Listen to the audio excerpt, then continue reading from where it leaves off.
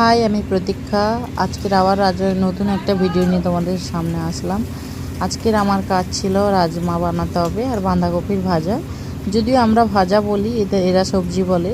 তো বাঁধাকপির ভাজাটা আশা করি সবাই খুব একটা বানায় না। বাঁধাকপির ভাজাটা বানানোর জন্য রসুন, একটু পেঁয়াজ দিয়ে দিলাম। পেঁয়াজ দেওয়ার পরে বাঁধাকপিটা দিয়ে ভালো করে নাড়িয়ে নুন, হলুদ, লঙ্কা, ধনে গুঁড়ো দিয়ে ঢেকে রেখে দিলাম। তারপরে ভাতটা হয়ে গেছিলো, ভাতটা খালি করে ওই কড়াইতে রাজমার মশলা বানানোর জন্য দিলাম। রাজমার মশলা বানানোর জন্য ঘির মধ্যে জিরা, হিং, পেঁয়াজটা দিয়ে দিলাম। পেঁয়াজটা ভাজা ভাজা হয়ে যাচ্ছে, তবে এর মধ্যে তোমরা গোটা গরম মশলা দিতে পারো, যেমন দারচিনি, লং, তেজপাতা, মোটি ইলাইচি দিতে পারো, কিন্তু এরা খুব একটা পছন্দ করে না, তাই আমি দিলাম না। টমেটো, রসুন, আদা, কাঁচা লঙ্কা দিয়ে ভালো করে পেস্ট করে নিয়ে পেঁয়াজটা ভাজা হয়ে গেলে তার মধ্যে মশলাটা দিয়ে দেবো, পেস্টটা দিয়ে ভালো করে নাড়িয়ে তার মধ্যে শুকনো গুঁড়ো মশলাগুলো দিয়ে দেবো, যেমন যেগুলো আমরা বরাবর ইউজ করেই থাকি, নুন, হলুদ, লঙ্কা গুঁড়ো, ধনে গুঁড়ো দিয়ে মিক্স করে যত সময় মশলাটা কষানো হবে, মশলাটা কষানো হতে হতে আমার আটাটা মাখানো হয়ে যাবে।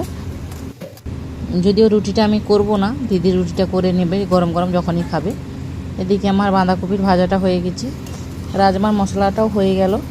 যত সময় রাজমার মশলা হচ্ছে, রাজমাটা খুলে দেখি কতটা কি সিদ্ধ হলো। না, এ তো ভালো সিদ্ধ হয়নি, শক্তই আছে, আরও 2-1টা সিটি দিতেই হবে। তো 2-1টা সিটি দেওয়ার জন্য মশলাটা আগে মিশিয়ে নিই। মশলাটা মিশিয়ে নিয়ে তারপর সিটিটা দেবো।